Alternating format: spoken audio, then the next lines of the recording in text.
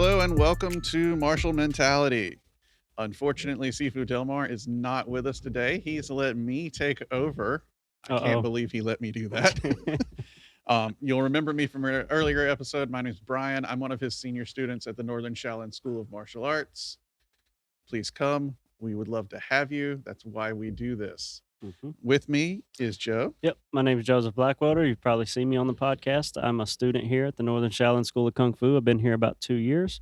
Um, and guys, remember to give us a follow. You can find us on YouTube at the Northern Shaolin School of Kung Fu. We'd appreciate it, and comment, whatever you'd like to see, or if there's any kind of topics you'd like us to go over.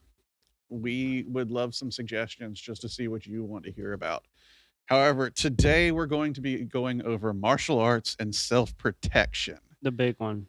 which is really important. And Yeah. the reason we call it self protection is one of the questions that I want to go over really quickly initially. Okay. Why do we call it self protection here instead of self defense?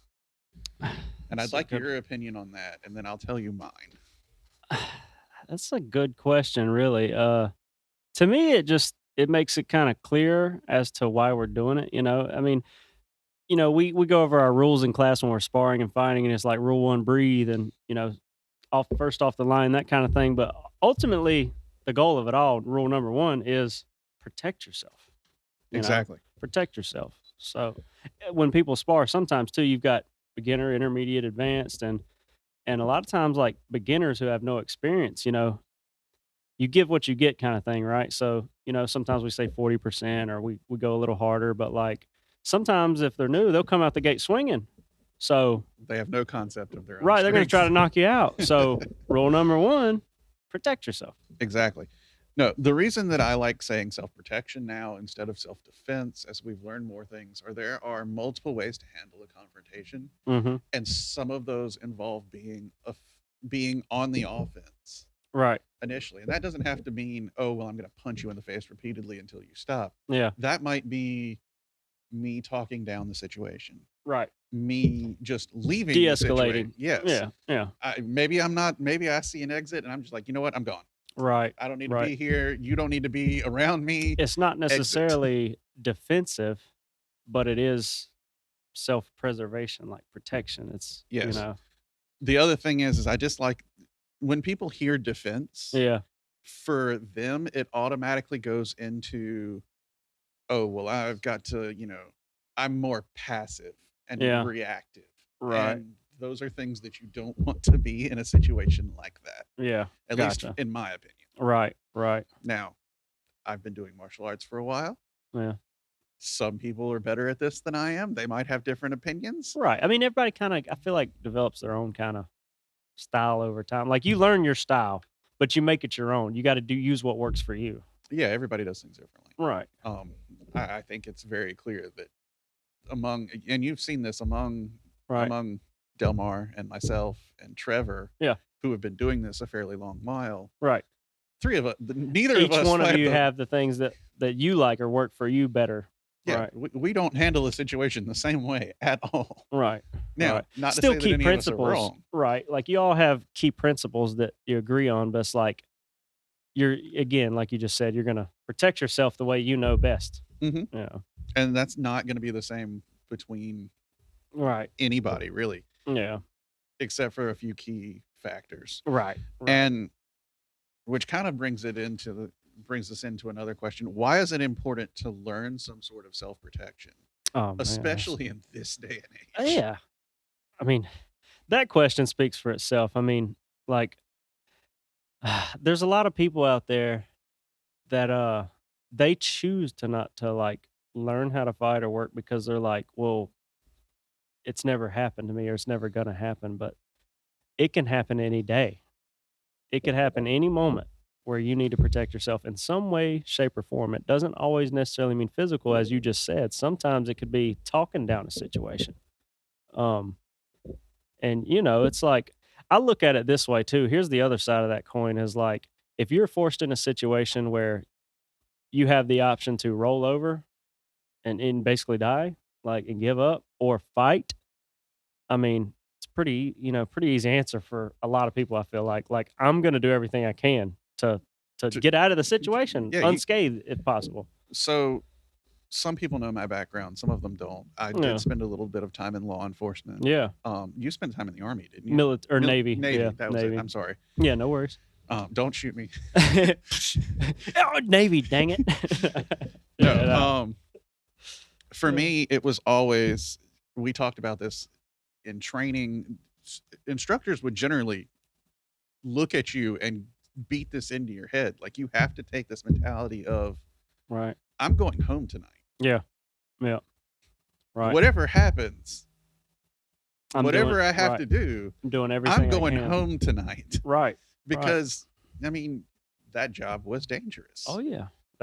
Your job was dangerous. Right. Right. Now yours might not have been as unpredictable. I don't know. Different- What did you do in the Different Navy? factors. I was actually so it's called fire controlman, but a lot of people think damage control, like fighting fires, is think of it as pressing a button to fire like a missile. I was a radar technician. Oh, okay. Yeah. Right. See, I actually had a friend. He worked on those things for you. Yeah. Yeah. So, but yeah, so you didn't necessarily have the random things that could occur. Right. Now, not so much like law enforcement's going to see it way more than I would have saw. Depending on the job in the military, they'll see more of that stuff. Right. There was one incident, and I'm not going to go into details because I'll probably get them wrong. But long story short, I'll say this happened probably 2014-ish era, like somewhere around 2014. But the ships were in the dock in Norfolk, and That's the time. right, that's the time, right? Like a guy drove through the gate. He had already had credentials to get on base, right? Oh, But he was having some kind of bad day, and like he never needed to go to the docks. He was driving like a truck to do some kind of delivery to one of the buildings on base. Well, he walked down one of the docks and showed his credentials. The guard at the end of the pier let him on. He walked on one of the ships, and the petty officer of the watch, who was armed up, got a 9 on his hip. He took it, shot him, just like that. So he killed a sailor before they was able to before anybody could. yeah, even like react. immediately after he took his gun and shot him, the other watch, the rover they call it, like he's got a M16 and a 9. He shot him, but it was just like that. So that's just one of those examples where you talk about like why learn to protect yourself. It's like it's the blink of an eye, Yeah, it is. And that was just a guy having a bad day, yeah, and somebody died decided to because of shoot somebody. Right. it. And for me, I always like this quote, and I don't remember who said it, Hmm. but it comes off from an old Japanese story, Yeah. and it was a martial artist, and he had always talked about being able to keep up your skill, being able to keep training, being able to do these things. And Yeah. it wasn't during wartime, everything was at peace. And his students came to him and he goes, okay, master, you always talk about being prepared for war, going to war, fighting in war, Yeah. but it is peacetime. And he looked at the student and he goes, it is better to be a warrior in a garden than a gardener in a war. That's right. That's right. And there's a lot of dangerous things that can go on Yeah. right now. Yeah. I mean, not too long ago, we just had a shooting down the road from Yep. us. You're right. You're right. So That for was me, recent. learning some sort of self-protection is a necessity Yeah. because I want to be able to go home at night, That's right. and I'm not even in a job that requires me to do that anymore. Right, right. Your job may be peaceful, but it's like, a lot of people that go to train martial arts, it doesn't necessarily mean every single one of them is going like they wants to fight. Some of them, sure. You get people that want to get in the ring or they just like to fight, but like, I mean, I like to spar. yeah, you like to spar. I mean, it's part of training too. Like, but a lot of it is learning to fight so you kind of don't have to in some ways. Like, it's not like we don't hope for peace. We want peace. Like, I don't want war. Like, you know what I mean? I'm But too old for that. right, right. But it's kind of that concept of like, well, what happens when the fight comes to you and you have no other choice? And nowadays, it's beginning to be more likely that at some point you're going to Yeah. have that fight come to you, Yeah, not if, when. and you want to be prepared for it. Yeah. So then I know the answer to this for me. Hmm. Can you learn martial arts as some form of protection? I mean, do you need to skip that and go to MMA or kickboxing, Right. or where Seafood do you talks Seafood talks a lot about that, like, you know, and I like the kung fu, like our style, and I'm learning a lot more about because there's so many different styles, kung fu, but like I'm learning it's more of it's you're learning how to fight and protect yourself, but there's a culture behind it too. Mhm. And I like that. Um, so, but I mean, and we just had coach here earlier today, and he was saying this. Now, some schools I don't know any personally, but like you can go in there and basically pay for a belt and get this false sense of confidence. Like, Yeah, you've had the rose-colored glasses treatment. right, Things have been good for you in your martial arts career. right, like, Which don't take just realize that not everybody's always had that, and right, some of us right, have some horror stories. yeah, Even Sifu and I can go back and tell you yeah, some things just a few years before you came. yeah, One of them comes to mind is we had somebody who came in here to teach. hmm, I'm going to leave out some details because I don't know how deep he wants me to go into this, sure, but we had somebody come and teach here for a period of time. Turns out that we found out very quickly that he didn't have the skill that he supposedly had, and because of that, we had several people get injured, oh man, like right behind each other. It was like one week one guy got injured, the next week somebody else got injured, man, mm, and we were like, we're not this bad at this. right, So what's the real situation? And about that time, it started to come out that he faked he this particular instructor was faking it, and we're like, no, we're done. Get out. right, right, Bye. hmm. um, Yeah, there's like a quote about you know everybody wants to be a chief, not an Indian kind of thing. Too many chiefs, not enough Indians. Like people want to be that guy up there teaching and leading, but it's like if you don't put in the work to learn it and like people like that bothers me. That bothers me. well, everybody wants to be the guy, and everybody wants to be the face and the guy in charge and Right. be Or important. know what they talk about, people to listen to you. Yeah. It's like, I'm starting to learn that myself getting older. Like I'm still not super old, but I'm in my 30s now. And like, you know, you guys let me assist with like teens and helping the kids out and everything. And I'll be like I used to be quiet. I didn't say anything, but now it's like if I've learned something, I'm happy to pass that on. But if you ask me a question that I'm unsure of, I'm not gonna pull something out of air and say this is the way to do it. I'm gonna say, I'm not sure. I need to learn this, practice this, or we can ask Sifu. Exactly what Right. you're supposed to do, which Right. is why we let you do. Right. Right. Right. No, you've earned that level of trust, and Thank you, we sir. appreciate that. Yeah. But as far as learning martial arts, I will tell you this: if you're going to learn some form of self protection, which I highly recommend, learn a form of self protection. Yeah. Everybody watching, all 10 of you, Yep. learn some self protection if you don't know it. Yep. Find a martial art that works for you. Mhm. Many of them will work. Yeah. Understand that they all have their strengths and weaknesses. Yeah. Kung Fu is great. Kung Fu does not fight on the ground. Mhm. If we go to the ground, we're trying to get back on our feet. Exactly. Right. It's an immediate, like, we don't Or want to be here. or if I take somebody down, I'm trying to get them on the ground and I'm trying to stay on my feet. Exactly. Right. We don't want to be there. I know a lot of people who do BJJ. Yep. Not the best for handling multiple people.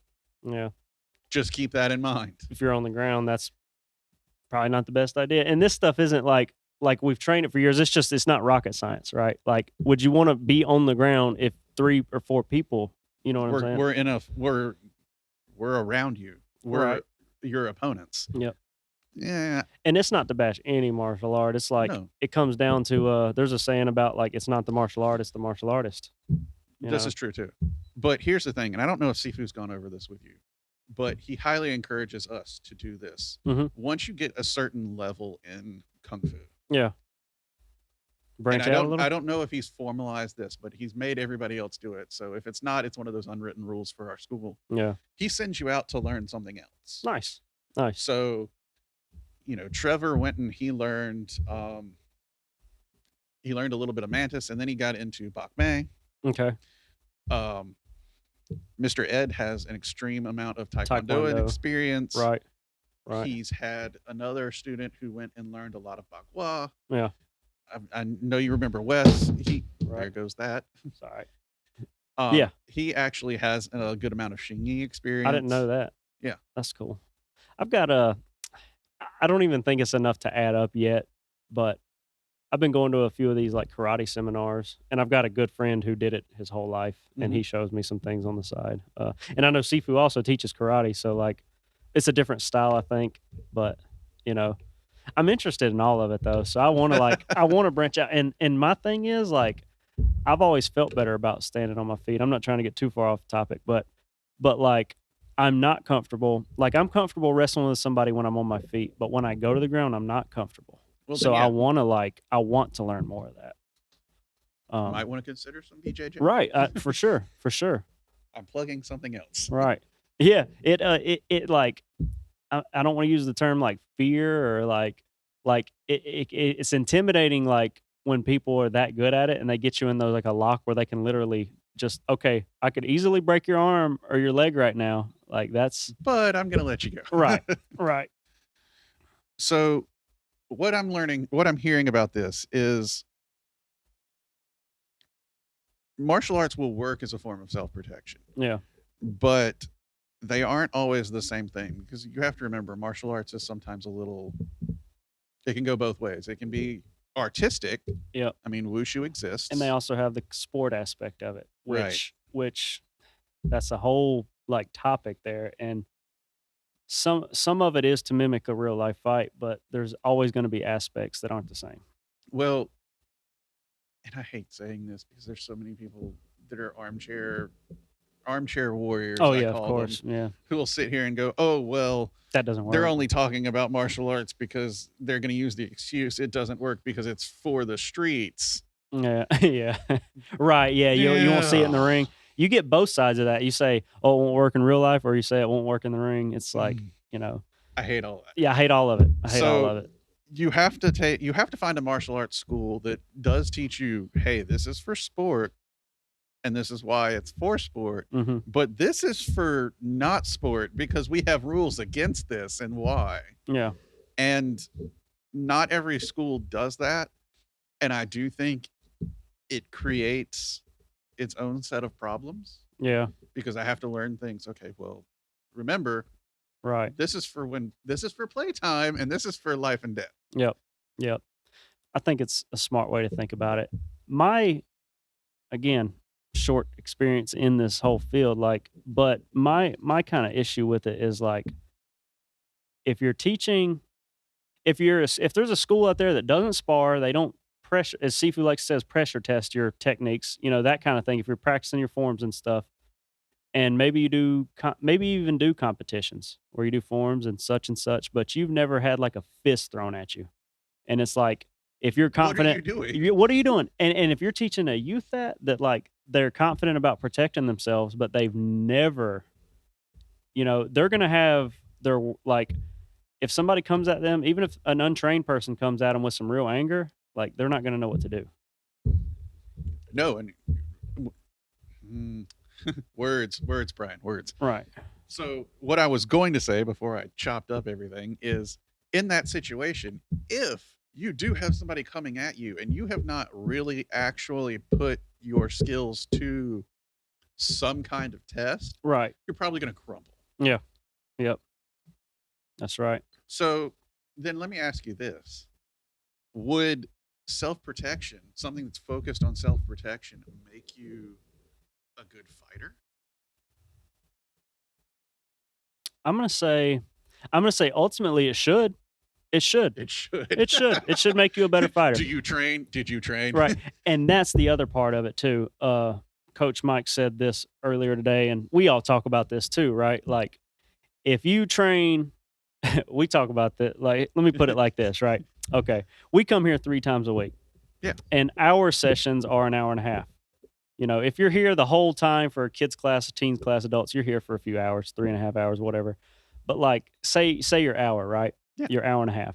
That's like what, 4 hours a week if you come 3 times? 4.5. 4.5, right?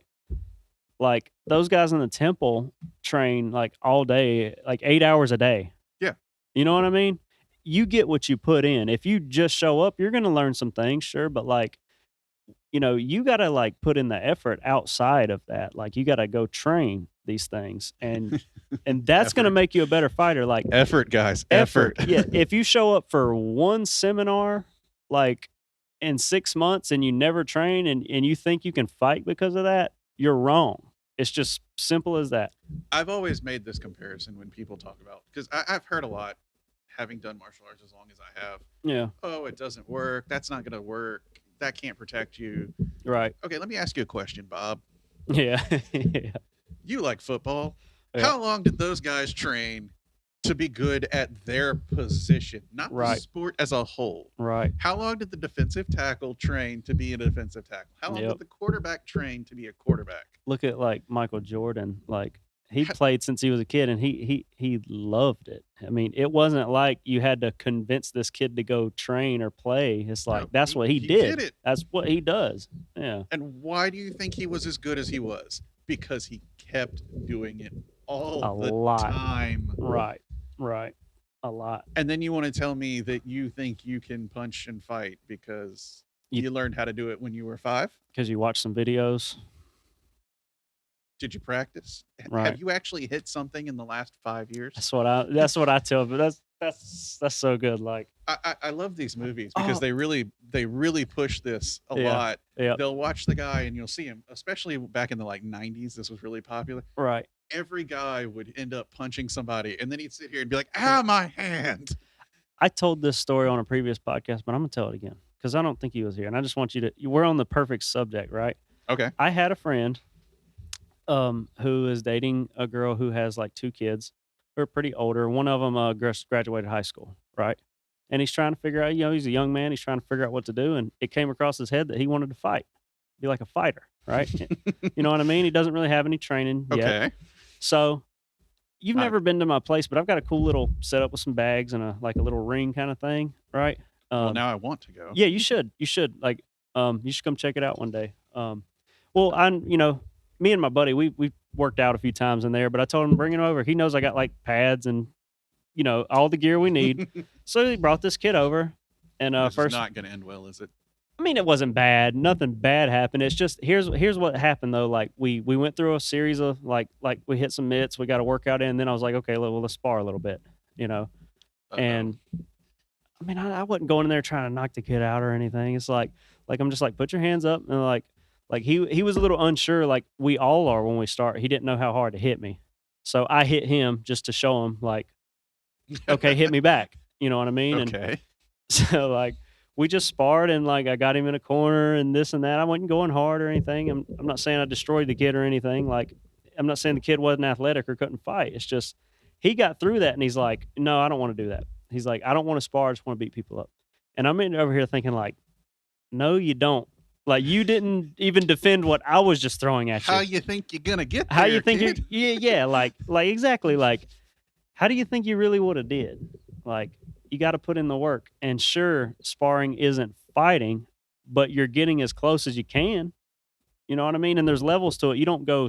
Some gyms may do it. Like you don't like throw knockout power in all your sparring matches. You go light, but No. every now and then you go a little harder. So Well, yeah, because you have to eventually train to feel right. occasionally. I'm not telling you, do not find the place that always beats the hell out of everybody. Right. It's Right. probably not the best one. Go in there and get an injury your first week and like headaches. Like that's not what you're looking for. Like no. Like, no. Right. You should know what it's like, but it doesn't mean you need to do it all the time. It's like we spar really light in here and seafood. Most of the time. Yeah. Most of the time it's pretty light. It's fairly light. Like we'll bang it out a little bit sometimes, but like you weren't with us when we were training the I've heard, yeah. Lay Thai group. Right. But I shouldn't say it on here because it'll make it official, but that may be me before long. It may be me. But again, it goes to our thing. It's like I always take it to like a younger person, right? It's like if you're just used to this and you think you're good, then somebody comes at you with everything they got. With more, you got to be able to withstand that and give it back and not think just because you're good at this light sparring or point sparring kind of thing that you're great.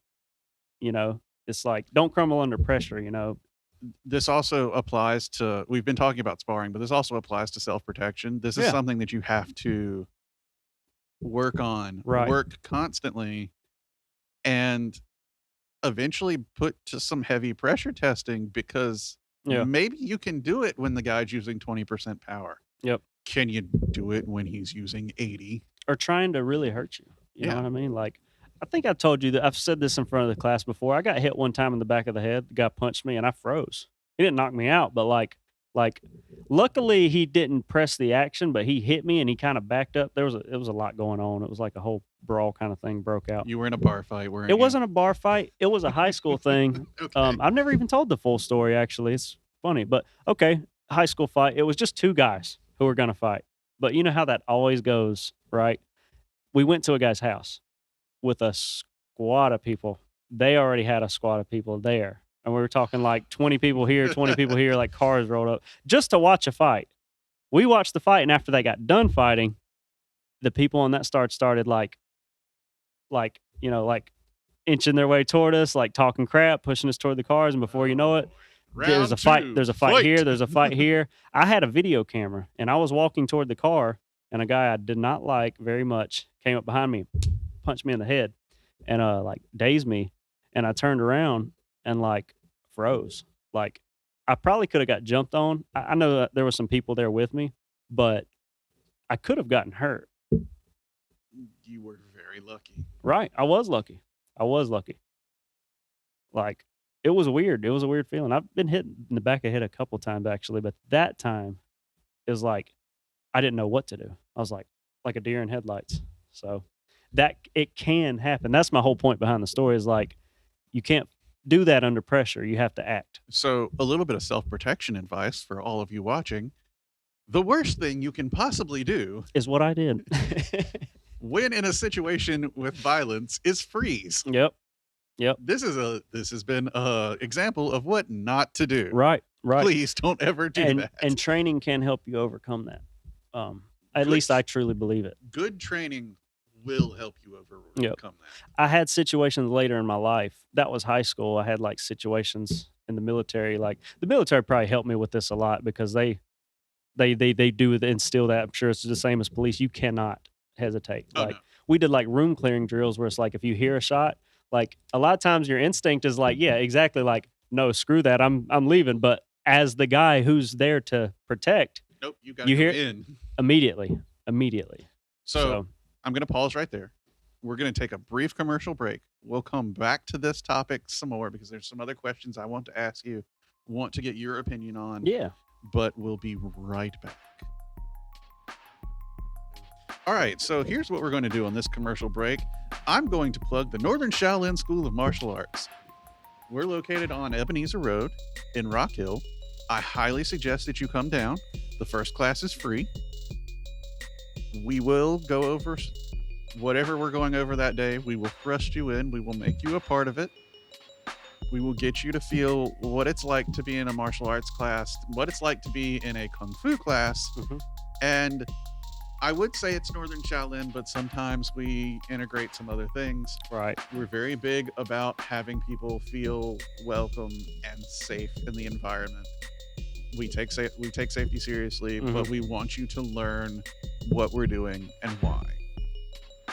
I think Delmar does an extraordinary job at that.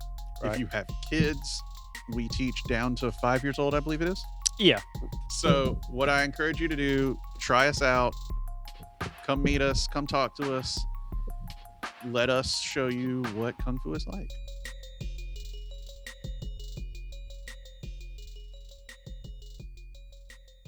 All right, so back to the topic at hand. All right. Martial arts and self-protection.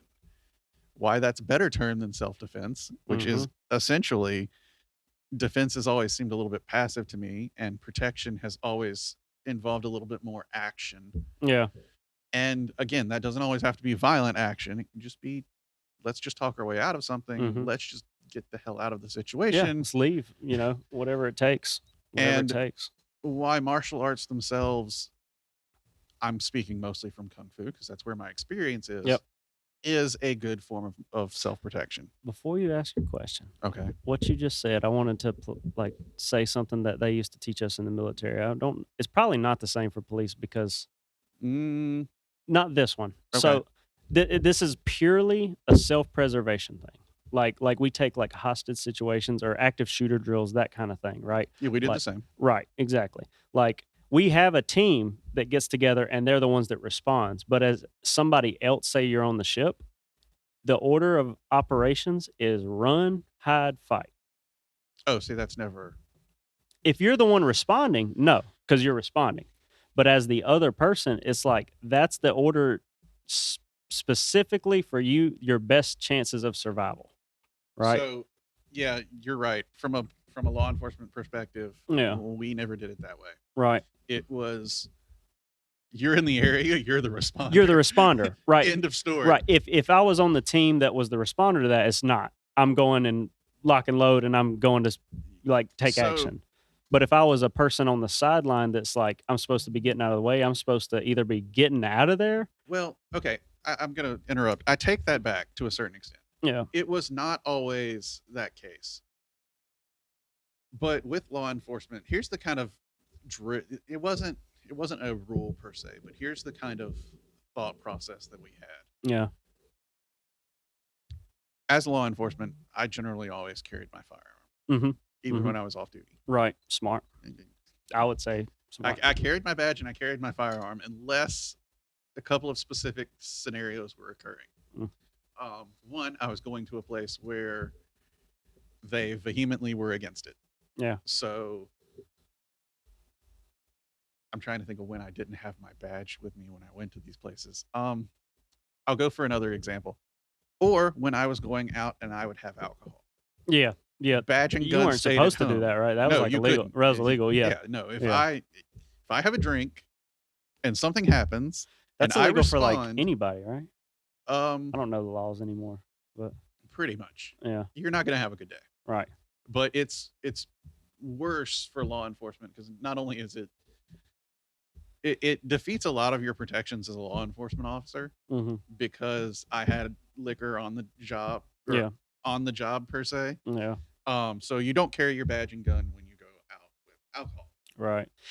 The one thing that they probably do have in common is like even though you're not on duty, you're still a police officer. That's what I'm building to here. Exactly. Yeah. So my very long-winded way of explaining this is if I have my badge and gun Yep. and something happens, I have a bit of a choice. Mm-hmm. Do I run out there and possibly get myself shot because I'm not wearing a vest? Mm. Or do I what they call be a good witness? And that's when you kick in all the other training that you learn. Start memorizing faces, start memorizing what they were doing, or what they Attention were to wearing. detail. Yeah, because if I can be a witness for them after the and send out all of my team after the fact, for lack of a better word, Mm-hmm. then I've at least sort of done my job. There's also the safety aspect of yourself too. It's like if you were in that situation where you were on your own personal time, leisure, and you didn't have a weapon, it's like it wouldn't have been smart to just jump in front of a bullet. Oh no. You know, right? So Yeah, we went over this. yeah, It was, if you're in a position where you've got your badge, you've got your gun, but the guys are carrying M16s, maybe not the best way to do that. right. Maybe you're just gonna want to Call be a for good backup. witness. Yeah, yeah. But if you can, if it does become a truly life-threatening situation, act. Act. Yeah, But only if you've got the tools necessary to do that. yeah, yeah. So it was something similar. Don't be reckless about it, but Right. still, and Right. that's why I like it in terms of self-protection. Is we approach it the same way. Yeah. Don't be reckless about what you're doing, Mm-hmm. but go home at the end of the night. Yep. That's my big way of Handle saying, it the best way possible. Yeah, There's one. Sorry, we're gonna eventually get to the question. yeah. I'm gonna ask eventually. I always make this point too. I always make this point when we're talking about this. Like, there's another side of that coin, and that's like we also use the rule of the minimum force necessary. Yeah, that's a That's a law enforcement thing so too. that's right? a legal thing. That's a legal thing. Yeah. If like somebody comes up, maybe he pushed you, and maybe he called your mom some names, right? That doesn't mean bash his head in. Yeah, that does not mean step on his throat, break his arm, right? That doesn't mean that, No. you know? If all he did was words, you don't got to strike him in the first place. You know what I mean? You just calm down, walk away. So that's I really hate getting into the legal aspects of self-protection. Right. Unfortunately, they are also necessary. Yeah. Because not only do I have to protect myself in the moment, Yeah. I then have to protect myself from being sued. Yep. When this is a personal thing, everybody's going to think about it the way they think about it. When I think about this subject, it's not even in terms of what's legal. It's like everybody's moral compass may be different too, but me, it's like, even when somebody's like got a gun, right? Say they got a gun, they threatened you. Well, say they've been neutralized, their gun's been taken, now they're on the ground.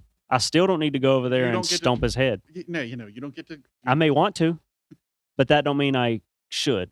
You know what I mean? Like, I've already contended with the threat. So it's a tough, It is. It's something that you have to consider. Yep.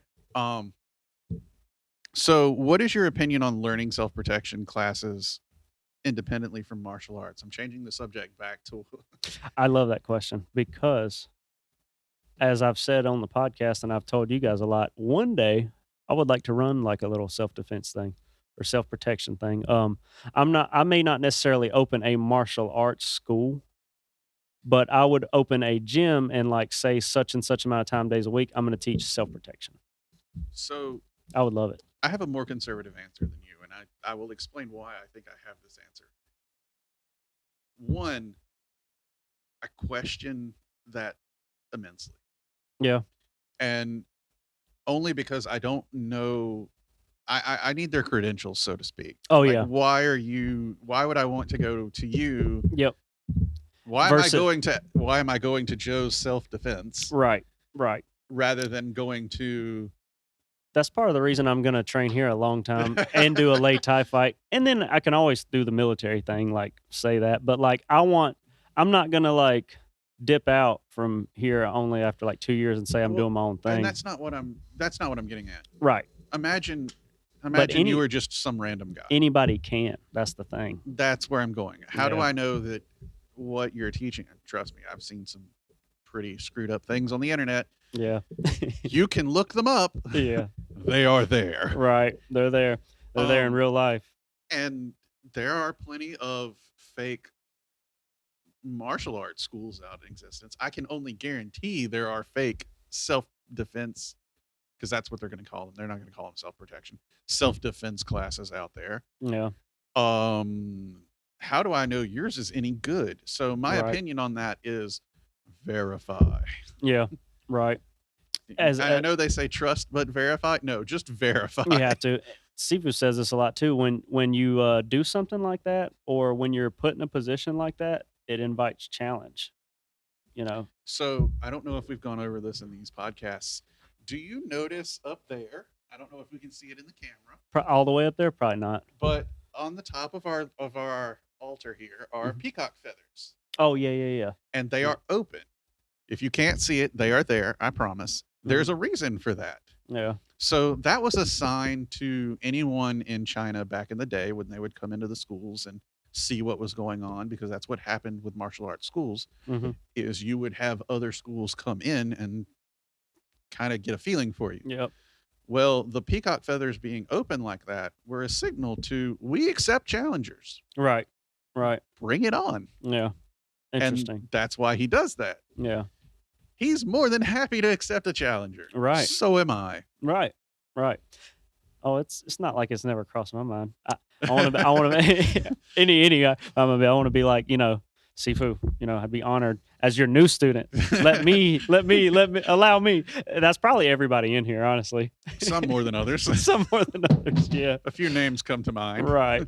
But no, and that's how we approach ourselves with this, because we want to be seen as someone who's serious about this, especially when it comes to our self-protection and defending ourselves. As part of self-protection, as it relates to what we're talking about, is there's like that fine line there between like confidence and arrogance. Like, you don't got to be arrogant or cocky saying I'm the best, it's not about that, but you still don't, you're not timid either. In the No, military they said don't be an easy target. You know, you stand tall, do your thing, but like I'm not over there twiddling my thumbs either. be So, polite, be polite, be courteous, take no shit. right, exactly. Exactly. But so for me, my opinion on this is be careful. And because of that, I've kind of gone into what are the disadvantages of learning only self protection. Well, it may not be worthwhile. Yeah. Do you Yeah. see any others though? Is there something that I'm missing maybe? About like A disadvantage to learning only self protection, not martial arts as a whole. I don't know. See, some people only want. I feel like some people aren't in it at all for like the culture or the sport, or like they only want to learn like, okay, I live in a bad Mhm. place, and like I got mugged or whatever, No, I don't want to be mugged anymore. I R- don't want to be beat up. right. I just want, like, out of pure necessity, I need to learn how to defend myself, and that's it. Uh Protect myself. I So I I'm think I'm it all gonna depends on the school or I'm who's gonna help teaching. you out because I just got thinking about this. Another thing has come to me. Yeah. It's harder to train that way. Mm. What do I mean by that? Well, quite simply, what I mean by that is we have forms, we have routines, we have different things that we can train when necessarily we don't have a person that we can hit, Yeah. when we don't have other things that we can do. Right. That makes So sense. for me, it's a matter of if you're just learning self protection, you're just learning those few moves. Right. Maybe it's not a few, maybe there's more, but you're just learning the absolute bare minimum aspect of training. There's Yeah. so many other things that can be done that can help you that you're not getting. You made a good point, and you just reminded me of something I like to say about martial arts and self-protection. When you're training anything that relates to self-protection or martial arts, all you're doing is, if a situation arises, is increasing your odds Yeah. of survival and not getting hurt, right? Which actually relates really well to my next question. And that is, how does self protection apply in real life situations? Be- Right. Because, well, it applies because it And increases your odds. it increases your and the more you do it, the more you learn, the more you practice it, the more you're increasing your odds. Mhm. So think of it that way. That's the way I like to put it. Just remember, it's not practice makes perfect. It is perfect practice makes perfect because Right. when we go over this a lot in law enforcement training, you're going to react. First of all, when a situation comes and your adrenaline spikes, Mm-hmm. you're going to react with your gross motor skills. Your fine motor skills are out the window. Mm. Say goodbye, they're fucked. Mm. So you're going to react, one, with your gross motor skills, and two, you're going to react, if you've been training, the exact way you've been training. Yeah. Your higher cognitive functions don't work as well. Your nervous system essentially takes over. And I'm simplifying the science so much. Please Yep. don't shoot me in the comments. I've got a friend who he referred to it like it was a movie, right? He has no training in like fighting. I'm not going to like how he refers to this. I can see Right. it coming. So in the movies, like something happens, like, so what really happened is he had a gun pulled on him and he ran, right? But Not the worst choice. like, in the guy didn't point the gun and point it at him, but he like flashed his gun like he was gonna use it, right? So in the movies, you'll see him like trip and fall, and he said that's exactly what happened to him. He said he took off running, but as he was running, he was like, he tripped and fell. He had to hop a fence. It was not graceful. It was like, because he was freaking out. Yeah, because He was never trained or anything. He was he like, had no control over the situation. Right. He panicked, which is the other thing you don't do Yeah, in self I protection. knew Don't him. panic. The guy can run fast and fairly graceful, but like in that moment, it was like he panicked and he was tripping and Everything's out the window. yep. So you're learning self defense or self protection as we go over this. Yeah. Don't panic. Don't freeze. Yep. Best rules you can possibly have. If they don't teach you those things, Take action. get out. Yep. Yep. So then, do you feel martial arts is more effective than just self protection? Oh yeah, I do personally. I mean, But I then agree with again, you. I'm totally in it for everything. The fighting, the culture, the everything. And like the mental awareness, the mental, the mental aspect too. So for me, it's impacted me tremendously in a positive light. Not only am I getting a great workout, I'm feeling better mentally, physically, I'm learning how to protect myself and others because I'm a Well, father now too. So there's that oh yeah, aspect. I forget. Yeah. I forget your dad. Yeah. So for me, there's so much more that you get out of martial arts with it than just self protection. I get an understanding of body mechanics Hmm. that you don't always get in self protection situations. There's a science to what we do, Yep. and you have to follow that science. And if you follow that science, wow, so effective. Right. You're like, Right. what? I did that? That's Right. why you can watch people punch somebody and they fly 3 feet. Yep. Yep. It's one I learned recently. It's like, people watch that stuff and say, "Oh, it's not real." Like, no, it's actually like it's It's not as very hard as you think. it's very real. It's not as hard as I think. It's just really, really effective when I Right. do it properly. Yep. Yep. Increasing your odds. Again, I don't like to gamble. I Nope. I like sure things. I've So lost like every time I ever like I'm not condoning gambling. I used to play pool, but every time I'd put money on a game, I was a pretty decent shot, but every time I gambled, I lost. somehow So I believe you get what you put in. You want something, you work for it. agreed. So And that's why I think martial arts harbors a little bit more of a family atmosphere. At least hmm here. We yeah, do. right. I don't know about your school. If your school doesn't foster a family atmosphere, yeah, sorry about that.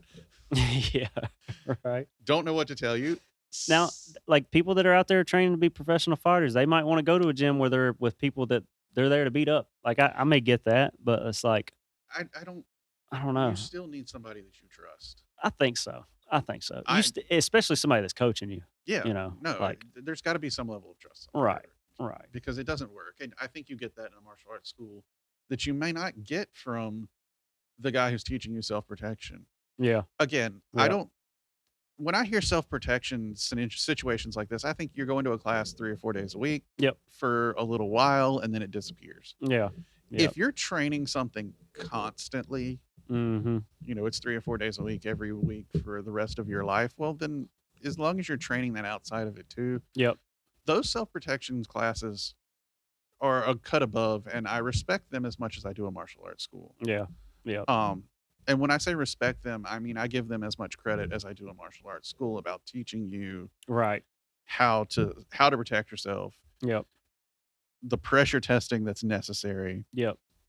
the Does it work? the proper techniques, the ones that actually work and not some Yep. garbage that I've seen on the internet. Right. So, and I'm kind of building to this.